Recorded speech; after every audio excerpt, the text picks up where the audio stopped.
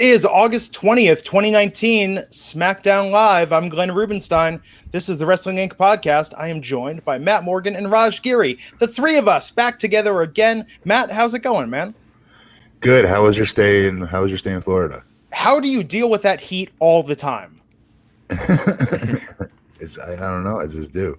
It's like you're living in a swamp. You know, I don't know how people deal with that, man. There was 75% humidity last week. It was something else. Don't go outside much. Yeah, seriously. Raj, how's things? Things are good. Just it's the craziness is all starting to happen, and we'll be talking about that more tonight. But WWE officially announcing NXT on the USA Network today. It's going to be live every week from Full Sail, so they're not going to be traveling, at least not yet. And we'll talk more about that after the show. But it's just been insane. Absolutely. Do we want to start with SmackDown Live tonight, that last reveal? Because I feel like people that are tuning in right now to this podcast live and people that are downloading the podcast and listening to it later, they are wondering, what in the heck was that last segment? And did Eric Bischoff come up with that seemed like a very Bischoff way to end the show? The whole time, Rowan and Daniel Bryan have been saying, we're going to reveal who attacked you, Roman. They take the black sheet off a man's head, and wouldn't you know it, he is also bald like Eric Rowan. He also has a red beard. Who was that? Were we supposed to be aware who that was? You're not supposed to be aware who it was. It's just someone that looked like Rowan. So when Buddy Murphy says he wasn't sure it was Rowan, it's this guy that was there that happened to look like him. It's just another twist. And look, I like a storyline that goes for a while, that has twists and turns, but the execution of this has been pretty campy in my opinion. How about you, Matt? Were you satisfied with that reveal? You didn't think it was Eric? You didn't think it was Eric Rowan? That somehow he morphed back to the room? I thought for a split second, I was like, did they make Harper shave his head and dye his beard red? That was my first thought. This guy was like 45 years old. Harper presents older, man. He's probably even older. He's probably like 55. He looked like Strowman in 30 years.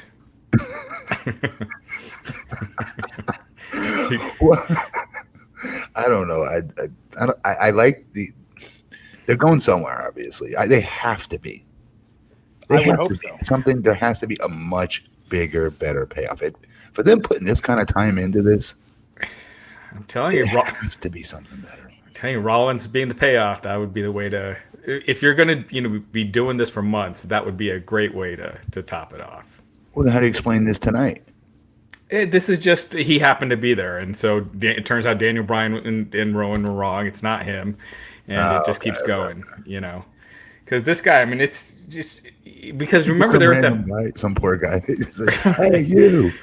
Because remember there was that picture that it looked like a guy that looked like Rowan was standing there. So this would be. I want to see the tape. Listen, you guys. I want to see the tape of some like poor 48-year-old, 50-year-old guy walking backstage with a red beard and just randomly getting the crap kicked out of him by Daniel Bryan and Rowan. I mean, I felt like that in a way. That's how this should have ended. Like Roman, instead of standing there with that dumb look on his face, he's like, I don't think that's him, but I'm going to beat the crap out of him anyway, and he just does, and, and we keep going. But because him standing there with that look, it just made the whole segment feel cheesy. Buddy Murphy came out like a star, I thought, tonight. Yeah, yep. Daniel Bryan, I felt like, like with Roman last week, Daniel Bryan just did everything to get the crowd on Buddy Murphy's side and really put him over. So another strong week for and he physically looks like a star, especially in the ring with Daniel Bryan. Just saying physically and aesthetically speaking. Yeah. This is good for Buddy Murphy, but given his involvement, right, it was supposedly because fans noticed him just in the background of the segment, so they added him to the storyline.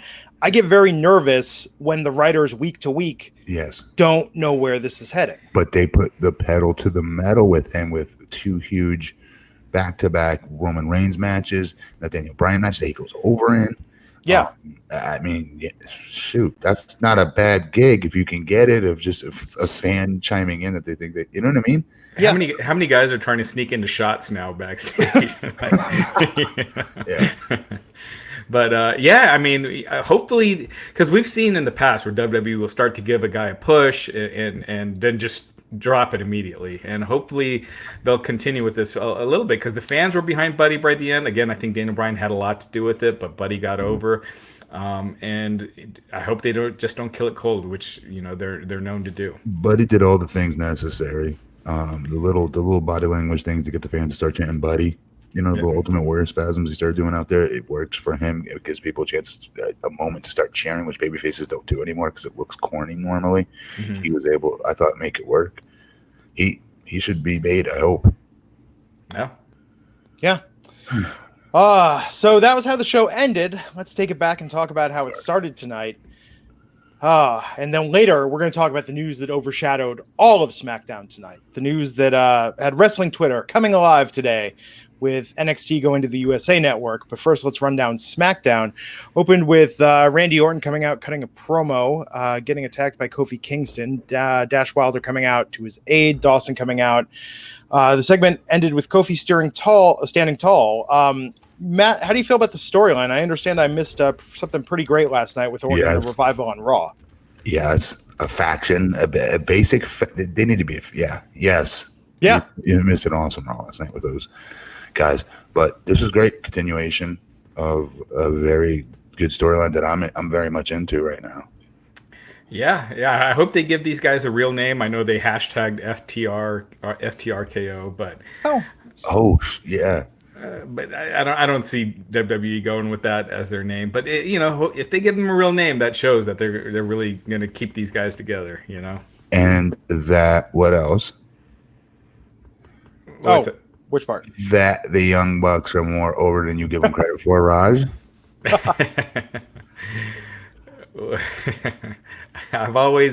I've given them That's credit. from being the elite.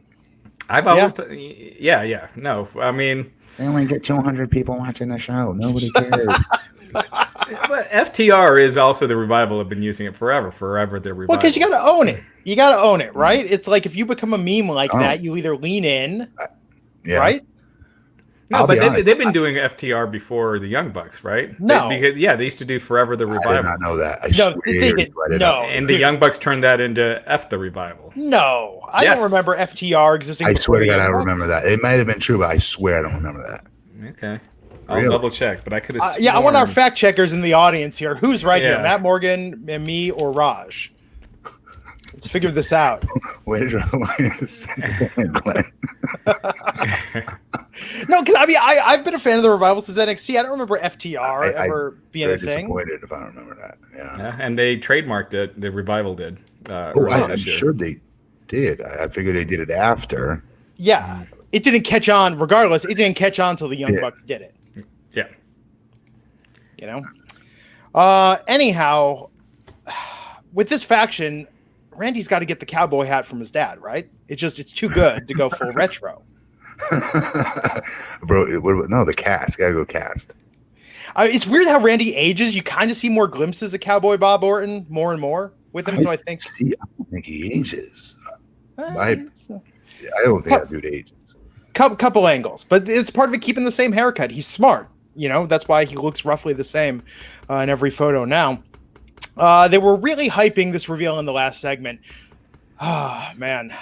As soon as they brought some, jabroni out and sat him in the back, you knew it wasn't going to be the real reveal, right? Because whoever the real reveal is going to be feuding with Roman. I mean, that's the whole point. It's not a 1 week reveal and then it's done. It's supposed to be, something that leads to a payoff and a long-term feud. So it's not going to be some Yahoo that they're going to be able to just, push around backstage and have sitting in the back.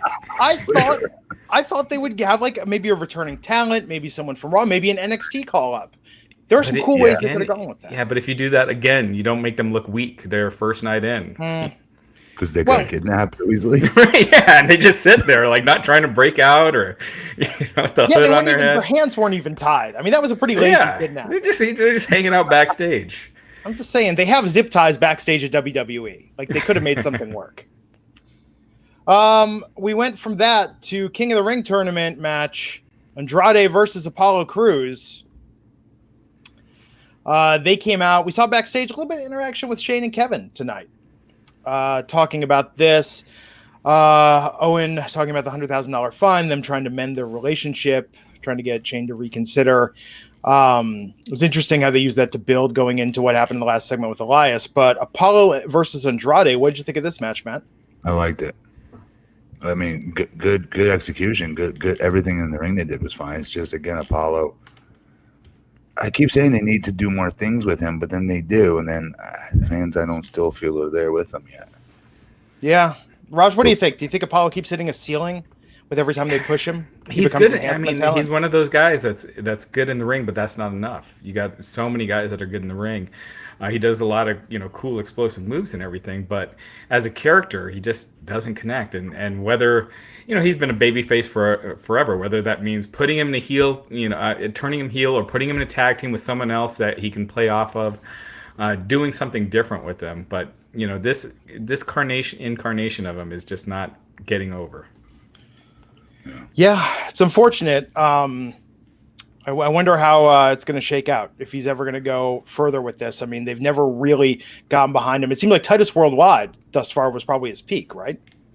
I think that was the death of him, honestly. Really? I know Titus Worldwide can be funny and whatnot, but if you're building a star, you can't get any on you. And he got a crap ton of Titus Worldwide all over him. Yeah, being positioned as a comedy guy kind of right off the bat. The guy who ran, slid, and fell under the ring. Well, That's exactly. You're not building Hulk Hogan doing that. Let me imagine them building Hulk Hogan by putting him with what's his name? They tripped and fell. What was his name? Tugboat. Shockmaster. Shockmaster. Yeah. I mean, come on. It's tough.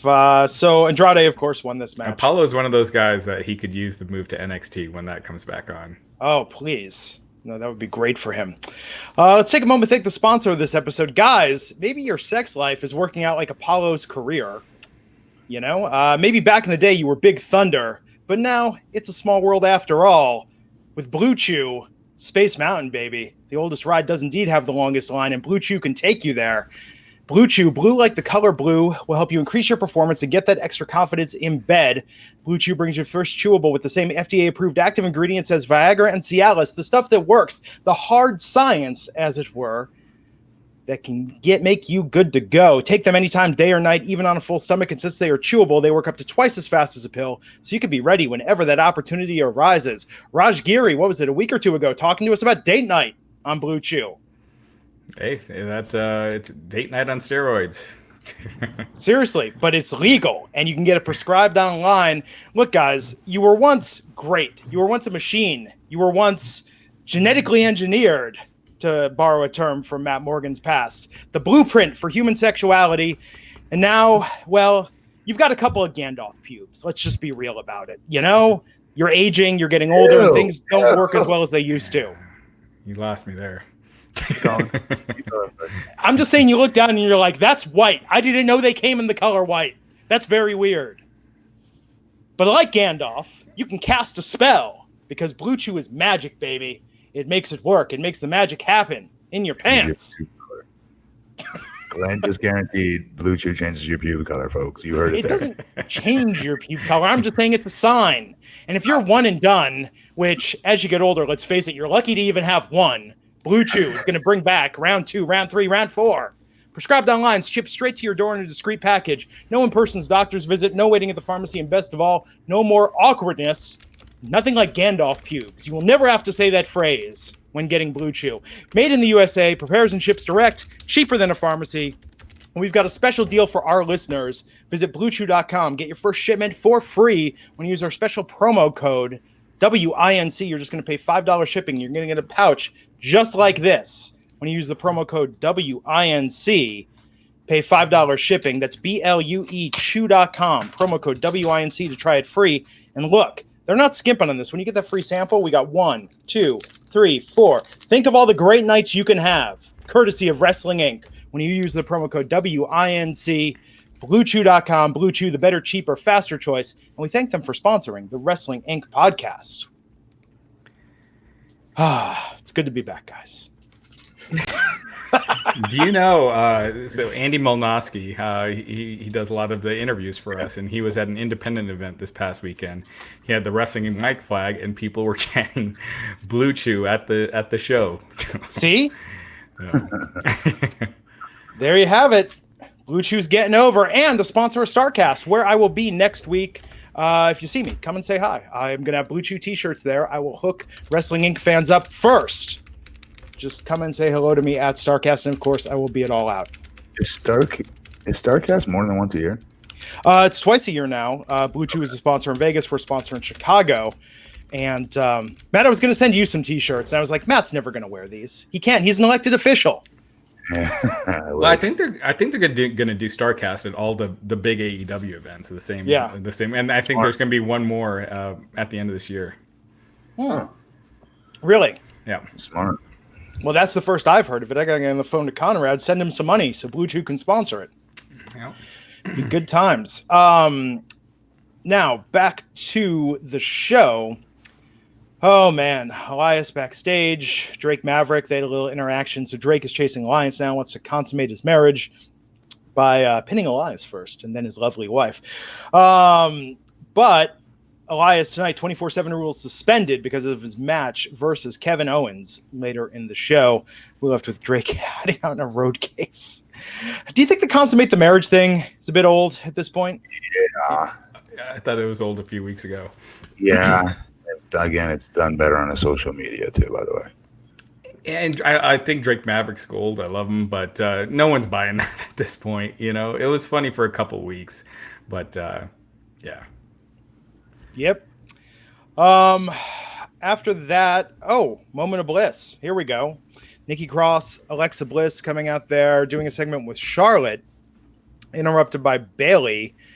What did you make of Charlotte's comment, Matt, talking about the throne, sort of hinting perhaps at Queen of the Ring?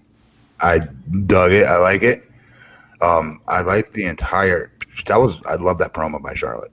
Love the entire thing with Charlotte. I tell you what, I didn't like Bayley pushing her down and her just sitting there with the thumb up, or you know what? That would never happen. Right. That would never happen, Glenn. Even to you. Yeah. If friggin' Goldberg came up and threw you on the ground, you would not just sit there with your thumb up your road. You just naturally would do something. Kick him in the nuts and run. She was embarrassed. So she got a few throat.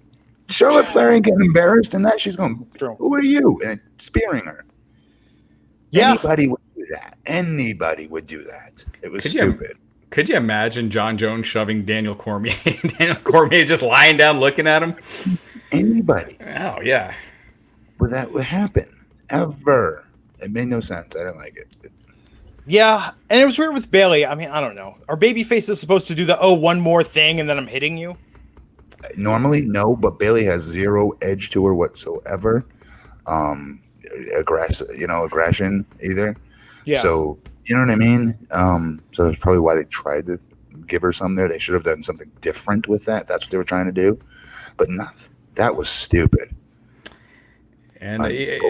And you know, kind of what Charlotte was saying is true. You know, with Bayley holding the title, it's kind of secondary. Every word of it was true. Yeah.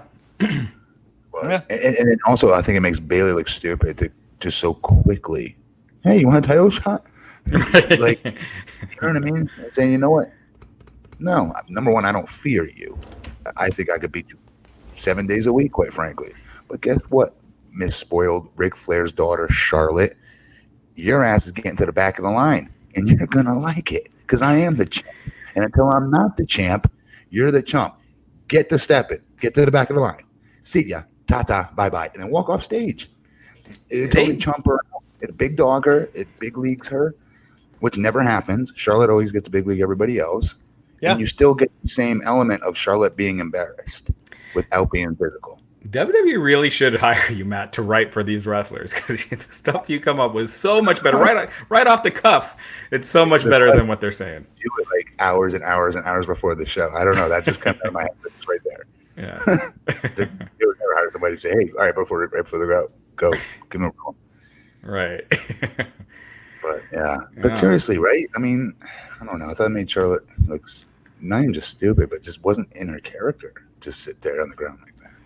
I thought, this was one of those segments. I thought by the end, no one really looked good. Bayley was just there, and the fans didn't cheer her pushing Charlotte. They didn't care. Alexa Bliss and Nikki Cross are just sitting there. I don't know. They changed her look, by the way.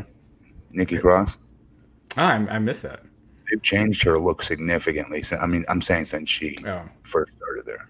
Yeah, she's like less goth and. Doesn't that? I mean, do we think that takes away from her? You automatically feeling a little bit more sympathy towards her in a way because she was this adorable, good person that just really wanted to impress, Alexa at first, and now she's turning into what looks like a mean. If you watch that segment, she kind of just looked like a mean girl sitting there sipping on her thing, making fun. Yeah, man. Maybe that was the intent all along with the. Or you know what? What's more likely is they had no plan and they're just taking it week by week. I don't know. I mean, will you guys be very surprised if Bayley retains over Charlotte at Clash of the Champions? What's coming up down the road? Tell me. With Hell in a Cell, then Survivor Series. Do we have anything else with Charlotte and Trish or anything like that coming up again or something like that? No? No Evolution this year still? No. I think, honestly, Bayley wins, then what? Yeah. I think Charlotte, what she said tonight was pretty honestly true. They need to put the title back on her to make it mean something again. Yeah, they could do a non-finish and then it goes to another pay-per-view. But I think ultimately the end game would probably be the same, is to get the title. Eventually this ends with Charlotte winning the title. Which just to defend Bayley a little bit here, obviously, this is not her fault. This is not at all. We brought her in from day one. This woman should not be in this predicament. I mean, as champion, those people should be throwing T-shirts at her, and they just be going bananas. Babies being thrown in the air when she comes out every single time. That's how over she potentially could have been if they just did what they did with her at NXT. Mm-hmm. I don't know. Yeah, people in the chat bringing up that they're sure that Charlotte will be the champ when SmackDown is on Fox. I could definitely see that. They want your first night on Fox, and when you're debuting, you want the stars who look like stars. Well, and if Becky loses to Sasha, I could see Becky versus Charlotte. That seems like a primetime feud for SmackDown that would probably sustain some ratings. How would she get over to SmackDown? Just move her over to SmackDown. I mean, they're going to probably... I would be shocked if they don't do any roster moves before now, but, in the next 6 weeks. Can you even tell who's on which roster now anyway? No. Like, I had to check on the Revival. I forget. Revival, they're on Raw, right? I think every tag team is pretty much on Raw except for Heavy Machinery. So that's where the confusion comes from, because Orton is SmackDown. Yeah, exactly. Tagging with them is what throws it off. It makes us think, yeah. Yep. Then Daniel Bryan versus Buddy Murphy. Buddy Murphy picking up a win with Murphy's Law on this one. Love this match. This was good. Yeah, it was really good. I mean, Daniel Bryan's awesome. I hate seeing him lose so much. That's my only caveat is he loses all the time. He's been losing all the time since WrestleMania. Even in the tag matches, when they lose, it's always Daniel Bryan taking the fall. I feel like they really could use him right now at the top, where it's a little thin. But that being said, this was a way to get Buddy Murphy over, and Daniel Bryan did a hell of a job. Yes. See, I still think of Daniel Bryan as a main event talent, though. I do.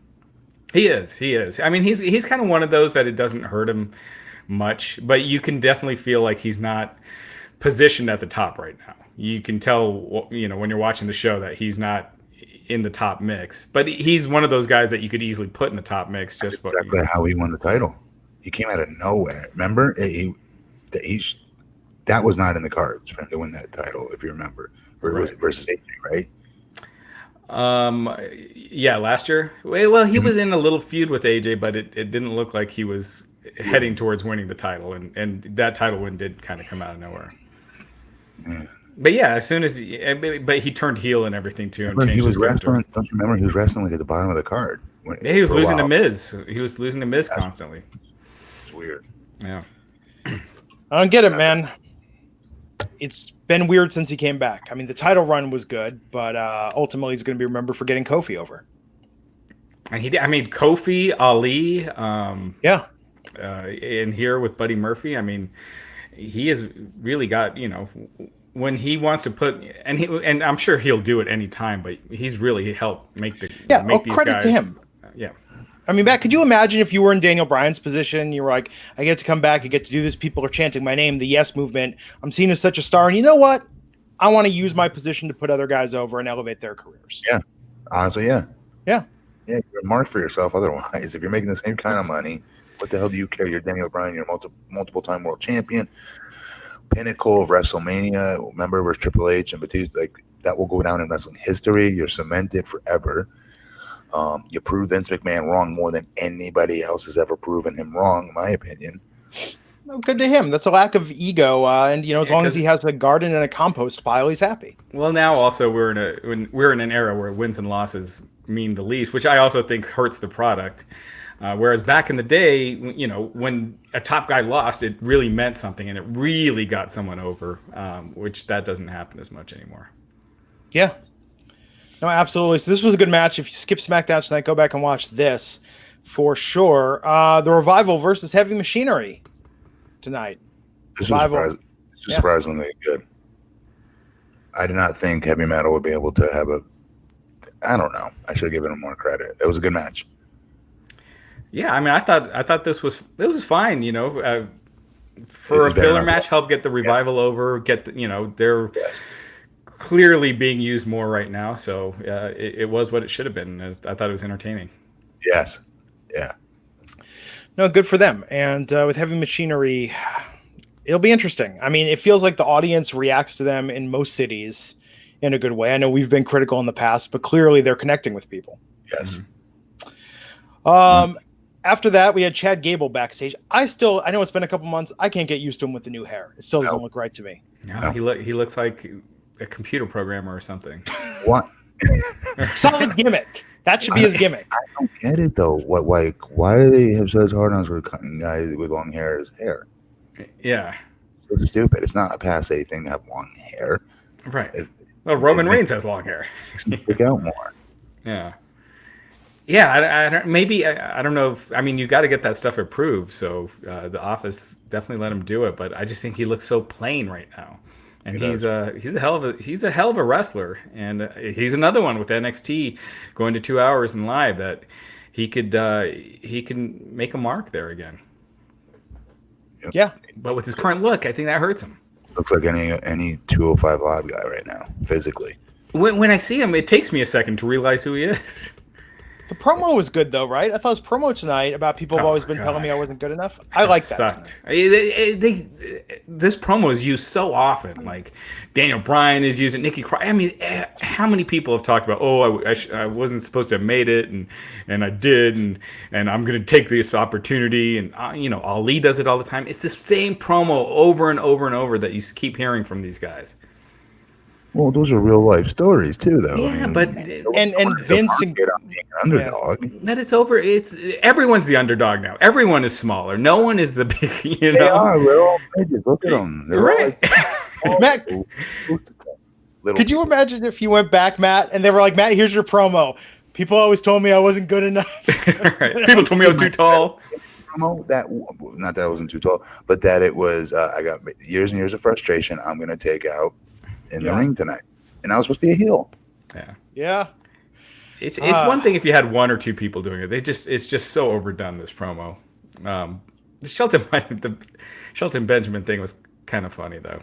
Yeah, but he should be in a better feud. I don't think Gable versus Shelton is going to elevate either of them. Maybe I could be wrong. At least they're on TV. True. How often have they been used over the last few months? So yeah. So Shelton had put up a little sign that you have to be this tall to enter King of the Ring behind Chad Gable's back, and Chad Gable turned around and looked up and saw it, couldn't reach it. Yeah. That was the big punchline. Good Lord. Burial, by the way. Yeah. And I think that's the thing. The reason they like I've always been told I wasn't good enough promos because I think Vince, Hayes, Dunn, they don't think these guys are good enough now. That's why they put them in these segments, and they're going to get sympathy, and maybe get the audience on their side regardless of whether they win or lose. Yeah, but that's 90% of the roster right now. That which is tells you why they have such a problem, because the top brass there don't even see the majority of the roster as stars.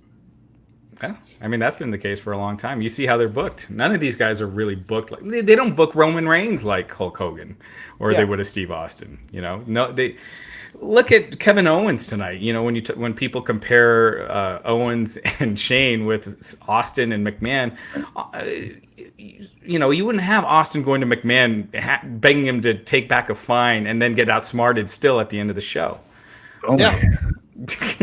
So. No, I want one of our historians in the chat room. When was the first they told me I wasn't good enough promo in the WWE? Now, in the Attitude Era, maybe like people always tried to tell me what to do, but I don't play by the rules. I buy that. But Hogan, even Backlund wasn't out there saying like my entire life people told me I couldn't do yada yada yada. Oh, Bruno. Yeah. Didn't he tell stories about like swimming over here to the? But that's different. That's not him saying that. He got here. He was a skinny weakling, and blah, that's blah, him. blah. Yeah, that's him escaping Nazi Germany and building himself up. So when he got into wrestling, you know, physically. Yeah, but physically, by the time he got in, he was already big. Like all these guys are saying, they're coming into WWE and being told that they can't. What's that? And currently small now. You're saying, I got you. Yeah, they're coming in small. Either way, it's an underdog story. Is the 123 Kid, as Caleb in the chat room's pointing out. Ooh, good call. That's a good one. That's a good one. There's definitely more than that, though. I can hear it. I can even hear like someone like Tito Santana just randomly saying, I don't know. Do you remember the Strike Force promo? We're gonna strike with a lot of force. You guys don't remember that? Do you remember their video, Girls in Cars? Yeah. Huge wrestling album mark. Oh yeah, I have those songs memorized. Over and singing in my room like a complete loser. I had the Hillbilly Jim song memorized. Oh, Local Veteran Country Boy, yeah. No, on the second one, the really bad one, Waking Up Alone. It was like a duet with this lady.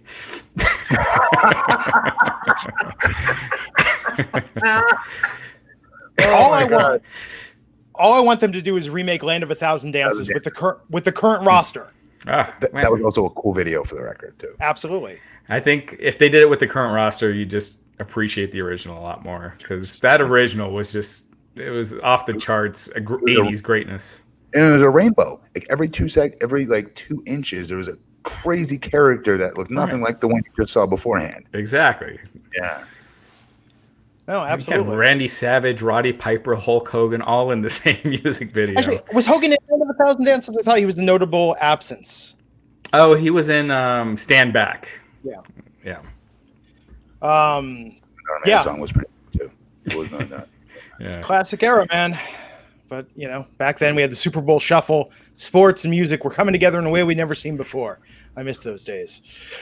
Miz TV tonight. Guest Sami Zayn. Big takeaway. Sami Zayn's working with Shinsuke Nakamura. Yeah. I mean, this could be good. Shinsuke ended up kicking the crap out of the Miz at the end of this, but this is the idea that Sami's now the mouthpiece for Shinsuke.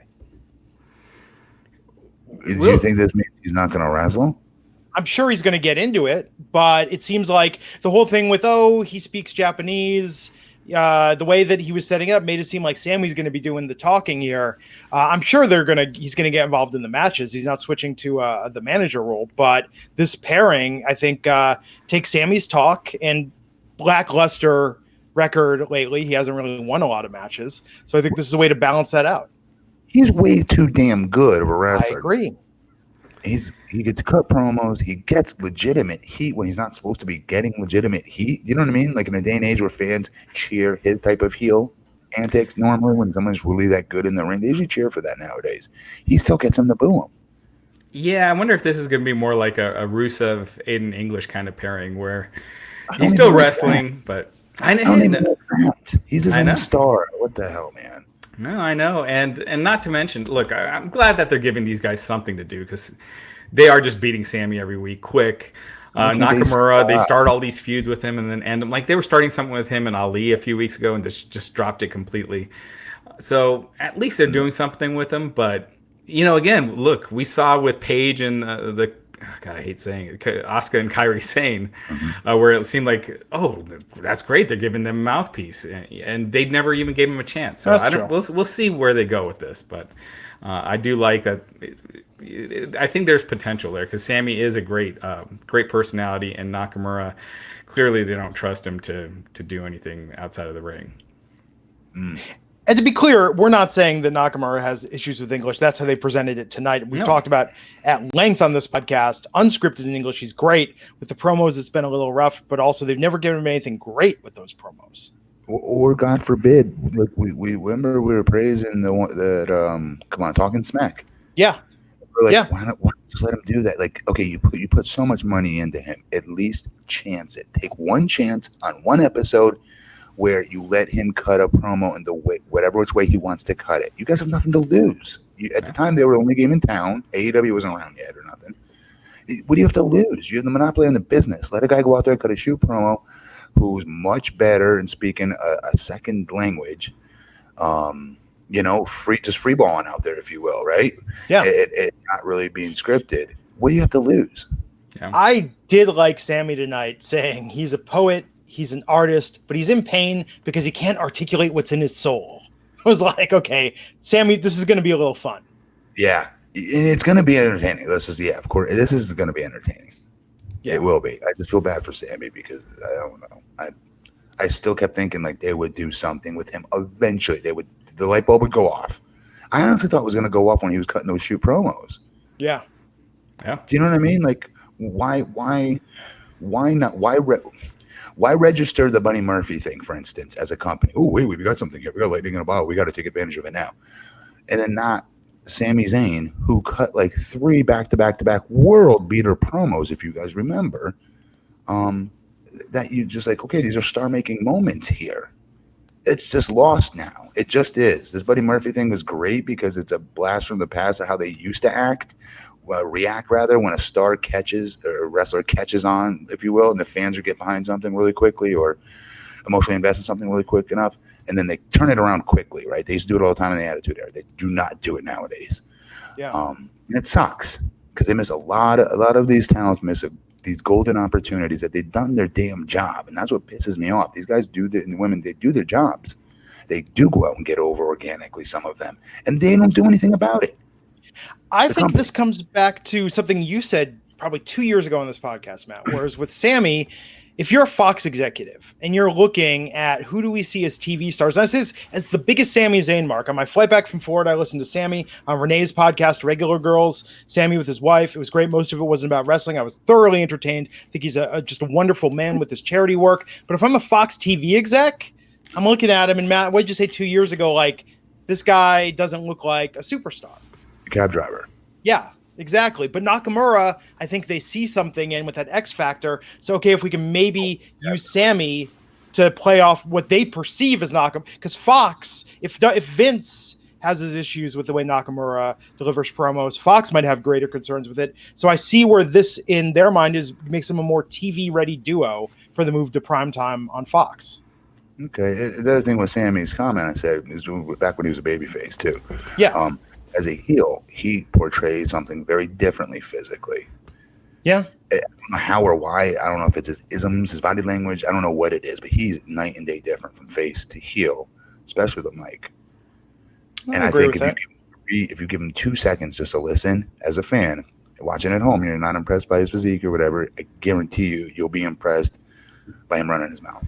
Yeah. I think, Glenn, you're giving too much credit about planning for Fox and all this. They don't think. I don't think for a Sami Zayn or Nakamura they're thinking that far ahead. Really? I think it's just a random pairing. They're just doing something with them. They do this all the time. They'll take 2 random guys and put them in a team, and Shelton Benjamin, Chad Gable, or whoever.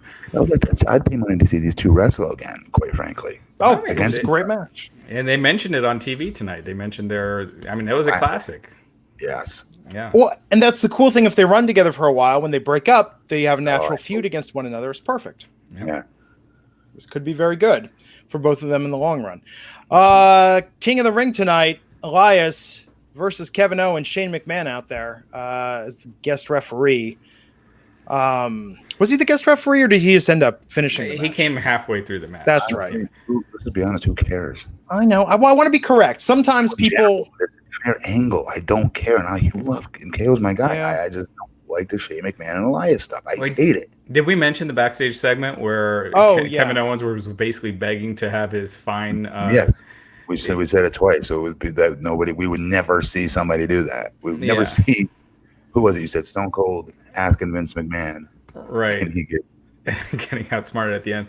But it was KO kept talking about how much money it is to him, and yes, obviously $100,000 is a lot of money, but these are your top guys in WWE. Don't you want to present them like they're they're millionaires? Always. Yeah, exactly. Always. Like they make tons and tons of money, not like that fine is destroying their livelihood. They all heard Bailey's interview on FS1, and they got to drive themselves to shows from city to city. Seriously, back when I was wrestling, that was always like the work. No matter where you on the card, you put yourself over and out there. Like you were a huge Hollywood superstar, and you're a millionaire. Yeah. Big Show told me that, actually, ironically. Yeah, but even Steve Austin, when he was the common man, but you knew he was making tons of money, and if he ever said he didn't, that would make the company look bad. Yep. Yeah, he's a superstar. These are your top guys. They should, I don't know. I just think it just makes them look. It just makes the company look like they got a bunch of regular people on the show and not superstars. Yeah. So Shane said if Owens puts his hands on another official, he's going to be terminated. It's weird that they're dangling the you're going to have to quit. You're going to be fired. You're going to be gone. I mean, how many times can we go back to that? I mean, I'm assuming they will kayfabe fire him at some point just for storyline purposes. But, man, I mean, isn't it weird to you guys that here we are, end of August, Shane McMahon is still involved in this shit so much? I don't like it. I don't like this angle. If I could have not watched it, I would have not watched it. It was a great ending at SummerSlam, just having Owens beat him. They should have ended it there. This is going to hurt Owens. I feel like this is already in 2 weeks. I feel like it's hurting him. Like he was Elias shouldn't have won this match. And Owens was beaten last week. Remember that super fast count, but still, just constantly losing every week, even though. Yeah. I mean, let me phrase it another way, Matt. Kevin Owens, former Universal Champion, tonight was pinned by the 24/7 champ in the main event of SmackDown. I don't like it, obviously. I don't even like Elias, who I was starting to get behind for a while there, on Raw. Do not like anything he's been doing on SmackDown. I just don't. I don't like the pairing with Shane. I don't think it helps him. I think Shane is that bad, if that makes sense. Yeah. I mean, I don't know if it's. Do you remember back in the day, Matt, on Nitro when Kevin Nash was fined? He was, if he was going to powerbomb the Giant again, he had dropped the Giant accidentally on his head. And if he was going to use the powerbomb again, he was going to be fined $25,000. He just kept using it over and over. Like he did not care. Do that with Owens, just make it so he doesn't care. And he's not, being a wuss to Shane and listening to all his demands. He should be telling Shane, I'm the huge star. You need me. Do whatever you want with your fine. I'm not paying it. You can try to come to my house and get it. Garnish my wages. Collect a judgment against me. I'd love to see you try and enforce it. They don't give in. Yeah.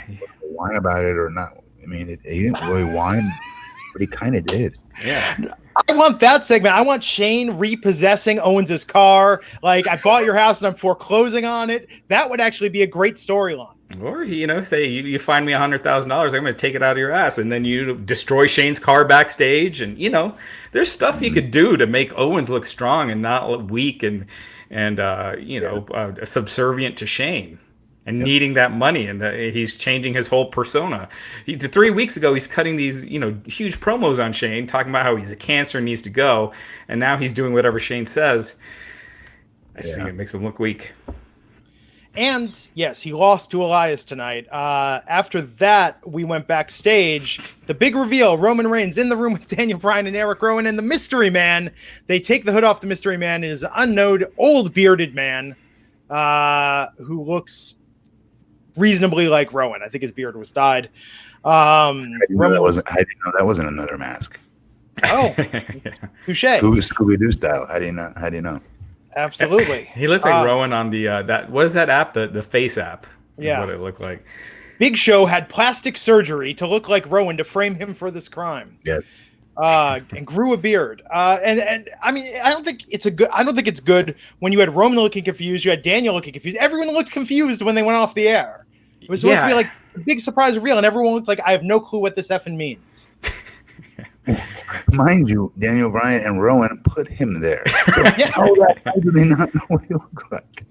Yeah, and are we supposed to assume the guy was walking around with his own bag on his own head, and then Daniel Bryan and them just put him in the room? They had to put the bag over his head. So they knew what he looked like beforehand. So I don't get the puzzled looks afterwards. Yeah. This was bad. I think it would have been better if once they did that, because I thought it was funny at first once they did it.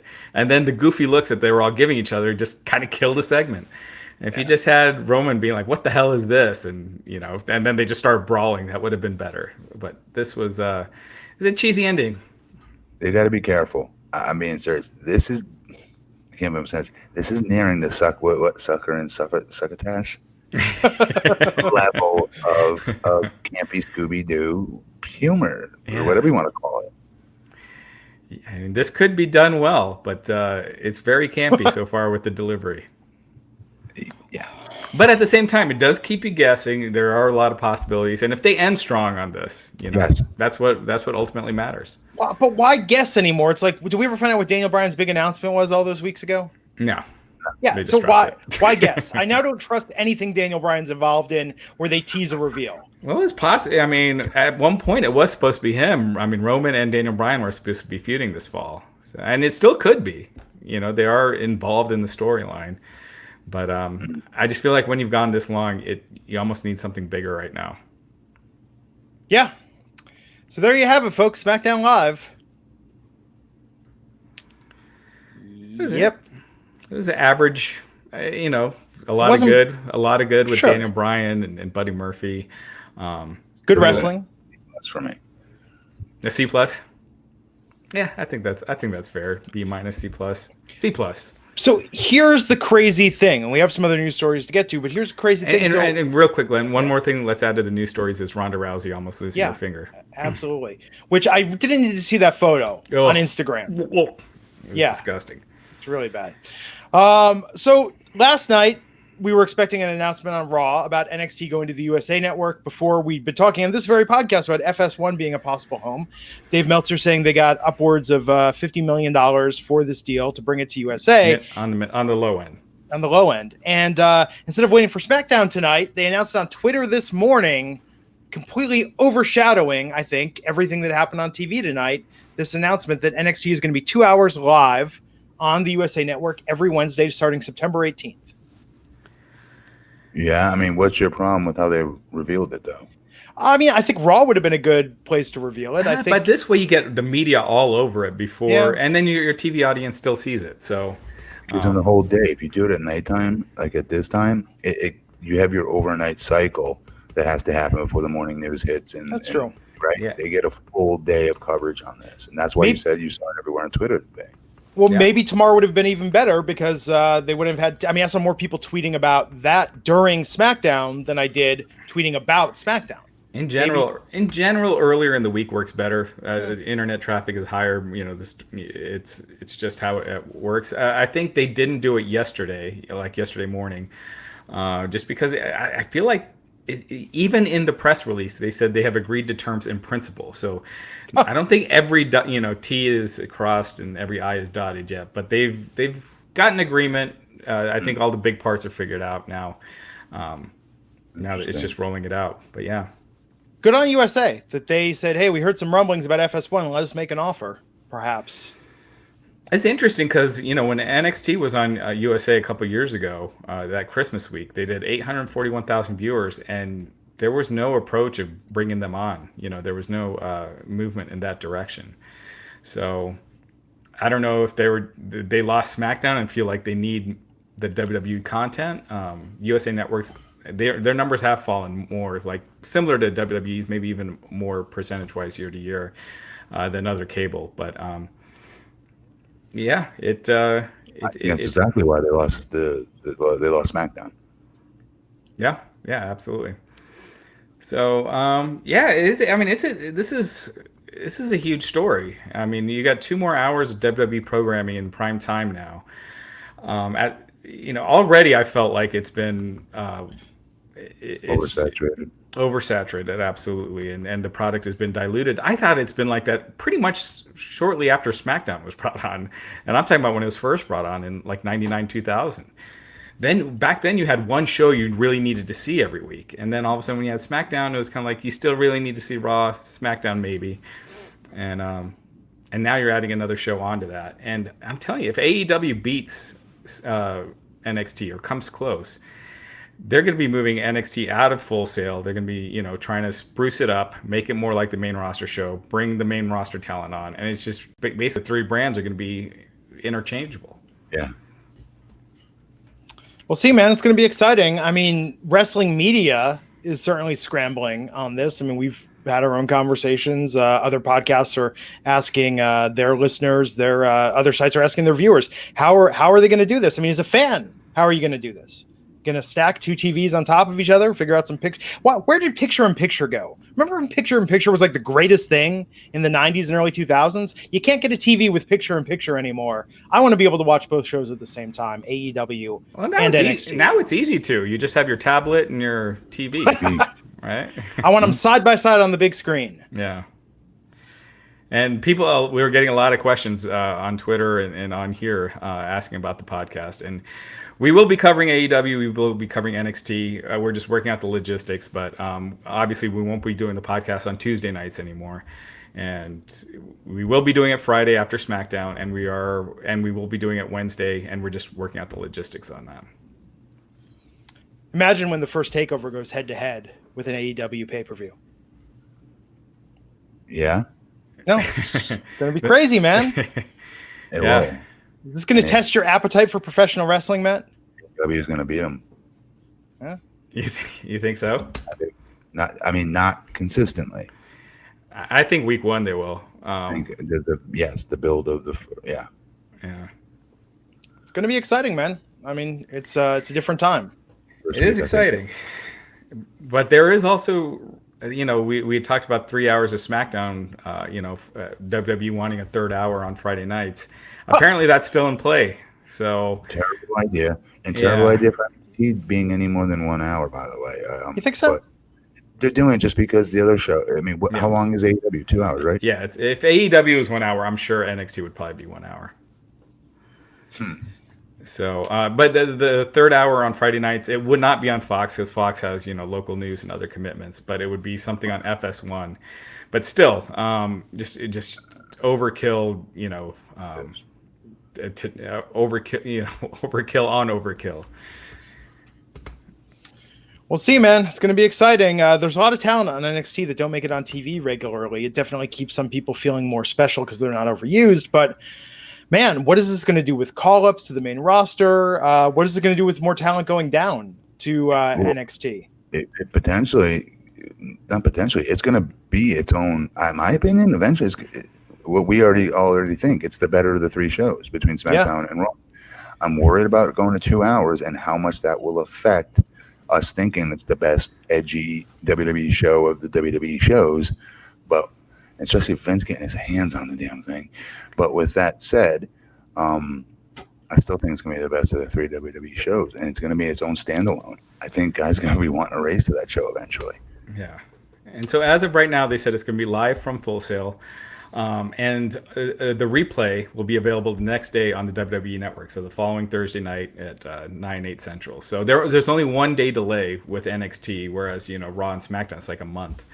So see overseas though, a lot of the fans saying like we don't get, we're not gonna be able to see that or something like that. That they won't be able to see. They're gonna have to pick AEW between the 2 shows. Maybe.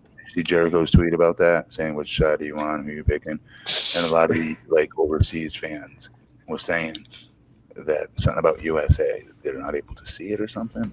Oh, that's possible. So maybe that's why they're making it available so quickly after, because it is the next day. So you will be able to see it on the network on a Thursday, whereas the other shows you got to wait a month. So,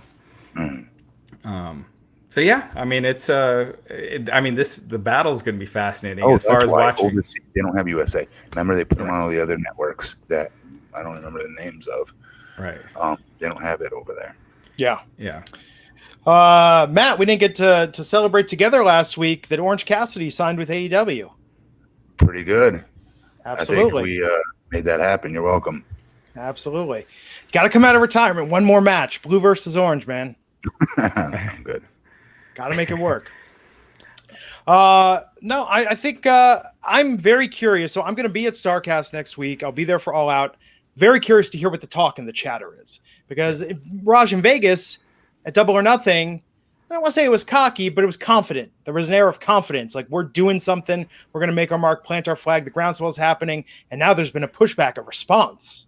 Yeah. Yeah, I just got to look. I think when people talk about AEW and WWE not having a crossover, I don't think that's accurate. I mean, Meltzer has been doing this thing where he's been talking about how these people are getting all new fans. Like the AEW is getting new fans, right? But he's going off of WWE pay-per-view numbers, and he's saying like the people that ordered the WWE pay-per-views are not ordering AEW. But the people who would be watching AEW would not be ordering WWE on pay-per-view; they'd be watching it on the network. Yes. And he didn't. No one has those numbers, the crossover with the network, and AEW. So yes. I bet you that number is a lot higher than those pay-per-view numbers are meaningless. Those pay-per-view numbers are for people that don't have internet or have very shoddy internet or are old and don't know, how to use the network. It's I'm very much so a wrestling fan minority. Yeah, exactly. So we'll see. I think AEW, they come out the gate swinging. I think they're going to have an advantage a little bit early on because there's a ton of media because it is new, and they're going to be in bigger arenas, so it's going to look more lively, I think, than Full Sail. And if they could pull out some surprises in those first couple of weeks, we could have a real war here. Absolutely. So, yeah. And it's going to be good for everyone. Best for everyone, except for One thing is for WWE fans, there's a lot of extra product, and I don't know how many people want more WWE programming every week. And hopefully it doesn't affect NXT too much. Mm-hmm. And then lastly, I mean, we talked about it. So what are the details of what happened with Ronda Rousey? She was on the set of the show 911. Yeah, and she said a boat door fell on her hand, and so she thought she jammed her fingers, but she was rushed by an ambulance, and they had to reattach her bone and tendon with a plate and screws. So if you look, she has a photo on her Instagram. It is just gnarly, but they fixed it, and she was filming the next day, and she said that in 3 days she already had 50% range of motion back. So this injury happened last week, and it just came out today. But yeah, apparently she's fine and is back filming the show. She's got a recurring role on this show, 911. So that premieres Monday, September 23rd on Fox. You a fan of Ronda's acting career, Matt? I don't care. I'm just being honest. I don't care. Yeah, we'll see. When do you think she comes back to WWE, Raj? I don't see anything. I don't see it as like the role we saw her in last time, like wrestling fairly often. I don't see that happening again. I see maybe a one-off, but that's about it. Really? I think. That seemed like it was just kind of like a bucket list kind of thing. She didn't need the money. It was just she wanted to do it, try, have fun. You don't think the athleticism is going to make her want to come back? She can't do it UFC. She'll get her ass handed to her, right? So she can't do it that way. But she can come back to WWE and live out that athleticism. You know what I mean? Like saying, am I too old? Am I not? You know what? Let's go. Game on. I'm getting back in shape, and I'm getting my ass back in the ring. I'm going to show these girls I'm still better than them all. She can't do that with UFC because she will get worked. I mean, I think it would be great for WWE. I mean, we see how the women's division has taken a hit without her there. And, we don't know how much audience she really brought in because the ratings are down a lot since she's been gone, since last year. And she could have been more responsible for how well they did last year than she's given credit for. Yeah. But wasn't even last year down from the year before that as well? But it wasn't down as much as this year was from last year. Like this year is down double digits and like everything. It feels like every year it goes down, and it goes down more than the year before. Right. Yeah, and the year with Rousey when she first came on, the network numbers were actually up, and that was the last year it was up. Then this year it was down, and yeah, so yeah. It was certain things were up last year. Now this year, everything is down. Gotcha. Did you guys cover the Stephen Amell news last night about the new Star show? Amell? Yeah, Amell. Stephen Amell. Right. He's going to be on a wrestling themed series called six episode series on Stars called Heels. Yeah. Is this the show Dolph Ziggler wrote? Or No. his brother? No. I don't think so. No, that's a documentary. I know what you're talking about. That's a documentary. That they did. Yeah, so CM Punk at one point was attached to this like a year ago when it was first mentioned, but it's not known if he is still going to be a part of it. But yeah. Is this guy a part of anything? He got into it. He got into it at an MMA show with a fan last week. What happened? The clip is on Wrestling Inc., but some fan was talking smack and Punk, sniped at him. There's a video of it?